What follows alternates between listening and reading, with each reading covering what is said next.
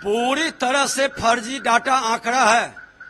मैंने चुनौती दिया उनकी बैठक में कि आपका कौन सा मैकेनिज्म है जो परिवार अपने घर से, अपने जिले से बाहर थे, राज्य से बाहर थे, देश से बाहर थे, आप कैसे उनका गणना किया। मुख्यमंत्री ने पदाधिकारियों को ऊपर तरफ इशारा करके कहे बताइए, और पदाधिकारी ने कहा कि हम परिवार के हेड से सारा डाटा आंकड़ा लिए हैं और साइन करवाए हैं। हमने कहा कि परिवार का हेड मैं है, हम या हमारी पत्नी, हमारे बच्चे, परिवार के मेरे किसी सदस्य आपका साइन है तो आप हमको उपलब्ध कराइए।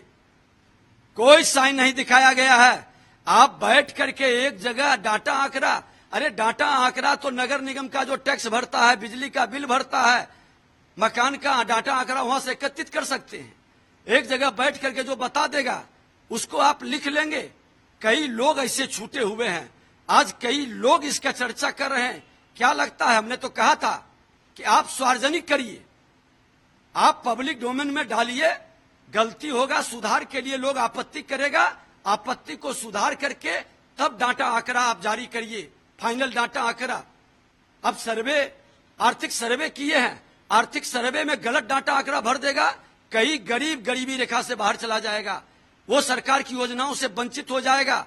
पहले भी इनके गलत, जो कई इनके लोग डाटा आंकड़ा संग्रहित करने वाले हैं और इंदिरा आवास देते थे, अब प्रधानमंत्री आवास, कई बेचारा गरीबी रेखा से बाहर हो गया, वो वंचित रह गया। ये क्यों डाटा आंकड़ा सार्वजनिक नहीं कर रहे और क्यों नहीं दावा आपत्ति के लिए डेट तय कर रहे हैं। आप जब ठीक किए हैं, सही किए हैं, तो दावा आपत्ति के लिए आप डेट सार्वजनिक कर करके लीजिए। ये सब फर्जी लोग हैं, सत्ता के लिए, चुनाव के लिए उन्माद फैलाने वाला। ये कौन लोग है? ये वही लोग हैं ना जंगल राज का, जो जातीय उन्माद फैला करके जातीय नरसंहार कराते थे, दो जात के बीच में लड़ाने वाले लोग हैं। इनसे कैसे उम्मीद करते हैं कि ये राज्य की जनता के हित में काम करेंगे?